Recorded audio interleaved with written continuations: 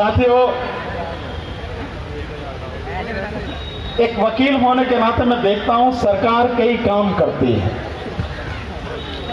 कानून बनाती है, और कानून लोगों की भलाई के लिए कम होते हैं। लोगों की जुबान कैसे बंद की जाए और उन्हें दंडित कैसे किया जाए, इस बात के कानून ज्यादा होते हैं।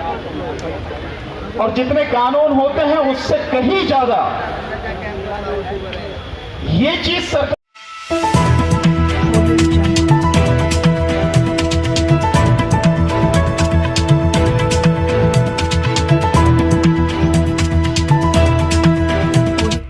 इस न्यूज चैनल पर जो भी वक्ता ने कहा वो उसकी अपनी राय है, जिसकी पुष्टि नेशन न्यूज इंडिया नहीं करता। धन्यवाद।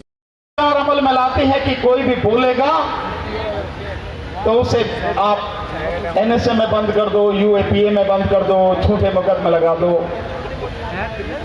या इसको ऐसे भी कह सकते हैं कि कोई व्यक्ति अपराध कर दे तो उसको सजा के प्रावधान, उसके लिए कानून तो बनाया जाता है, लेकिन इंसान आपराधिक प्रवृत्ति का हो ही नहीं,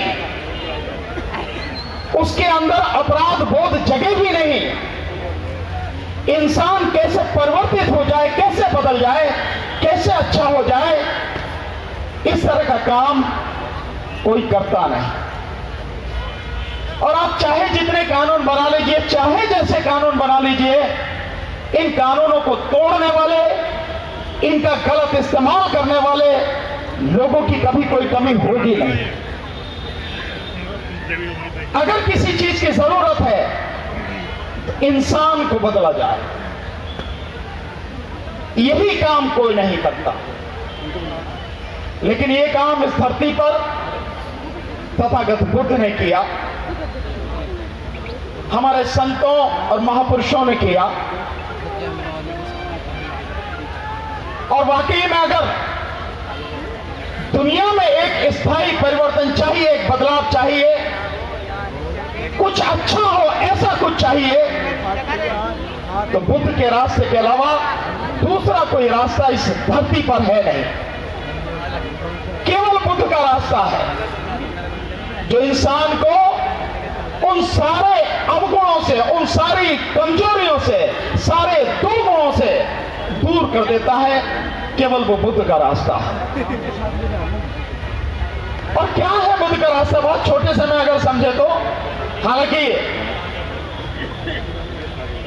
तथागत बुद्ध से जब एक बार एक बुजुर्ग महिला, उन्होंने पूछा कि धर्म हमें तो बड़ी बड़ी बातें समझ में नहीं आती, थोड़े से शब्दों में समझा दो। तो यहां बताया भी था, पहले वो बातें बोली भी थी जिस समय त्रिशरण पंचशील हो रहा था। लेकिन मैं उस बात को आपके सामने दोहराना चाहता हूं कि तथागत बुद्ध ने कहा कि धर्म तो ऐसा ही होना चाहिए कि सबकी समझ में आ जाए। अगर समझ में ही नहीं आएगा तो धर्म क्या है, उसका कोई मतलब नहीं है। तो उन्होंने कहा, समझाया उस मां को कि सबको पाप से एक अर्णन, कुशल से उपसंपदा से चित्त परियोदपनन एस बुद्धानुशासन। यानी सभी पाप कर्मों से दूर रहो, सभी शुभ कर्मों की जो दौलत है उसको संचित करो, यानी शुभ कर्म करो और अपने मन को नितांत निर्मल करो। बस यही बुद्धों की देशना है, यही बुद्धों की शिक्षा है।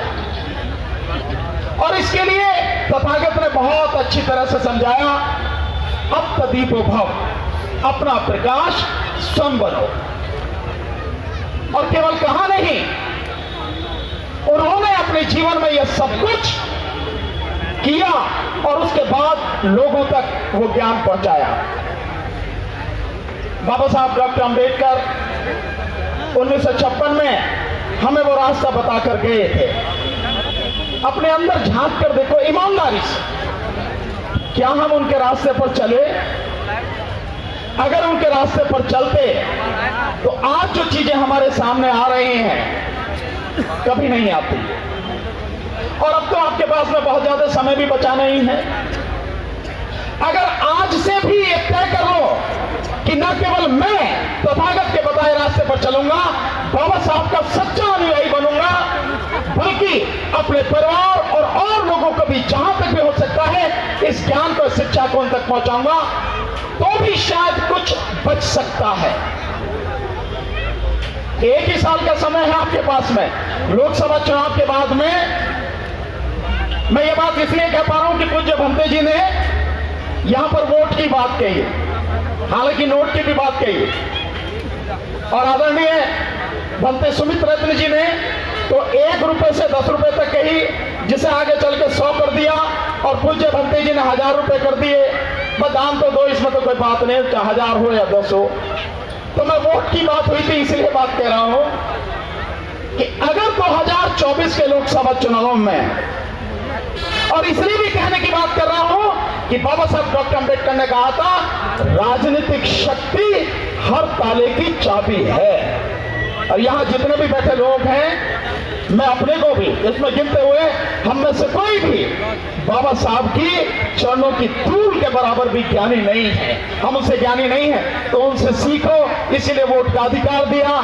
लेकिन लोग किस नींद में सोए हुए हैं इसका पता नहीं साथियों। 2024 आपके सामने है। अगर इसमें सत्ता परिवर्तन नहीं हुआ केंद्र में, तो आप किसी काबिल नहीं रहेंगे। और यह सरकार, मैं इसलिए कह पा रहा हूं कि भंते जी ने मुझे यह अनुमति दी थी कि आप ईवीएम की बातें भी कहना, भंते जी को ध्यान होगा। और ईवीएम अगर है तो आप आज की जो सत्ताधीश पार्टी है उसे नहीं हटा पाएंगे, पर मुझे विश्वास है कि आप ईवीएम के लिए जन आंदोलन नहीं करेंगे। मैं अनुभव से बता रहा हूं, आपके प्रोग्राम में लखनऊ में जब आपने बुलाया था, 3000 जो हम ईवीएम को हटाने के लिए एक कैंपेन चला रहे हैं, वो कैंपेन क्या है वो भी मैं आपको बताना चाहता हूं। हस्ताक्षर अभियान चला रहे हैं। हम ये मान के चलते हैं देश में 90 करोड़ मतदाता हैं, इनमें से तकरीबन 60 करोड़ मतदाता वोट करते हैं। अगर 20 से 25 करोड़ मतदाता भी सिग्नेचर कैंपेन में हमारा साथ दें तो हम सुप्रीम कोर्ट के सामने ये रख के, और उसके साथ में जो वकीलों का एक नेशनल लेवल पे हम संगठन बना रहे हैं, वो सारे वकीलों के साथ मिलकर सुप्रीम कोर्ट का घेराव करके ईवीएम को हटाने का काम करें। लेकिन आप साथ नहीं देंगे तो होगा नहीं, और साथ आपने दिया नहीं। मैंने 3000 फॉर्म भरे थे लखनऊ में, एक भी फॉर्म वापस नहीं आया, किसी ने अपना भी सिग्नेचर करके मुझे भेजा नहीं है। इलाहाबाद में था ऐसे ही, वहां बेटा 3 मीटिंग कानपुर में करी, एक व्यक्ति का फॉर्म वहां से नहीं आया, जिन्होंने कम से कम 4000 फॉर्म लिए। आपके महाराष्ट्र में रेलवे में मुझे बुलाया गया था, रेलवे वालों ने 14 अप्रैल का प्रोग्राम किया था, 4000 फॉर्म महाराष्ट्र में दे गया, सारे के सारे बस घर में रखे, कहां रखे मुझे पता नहीं, एक फॉर्म नहीं आया।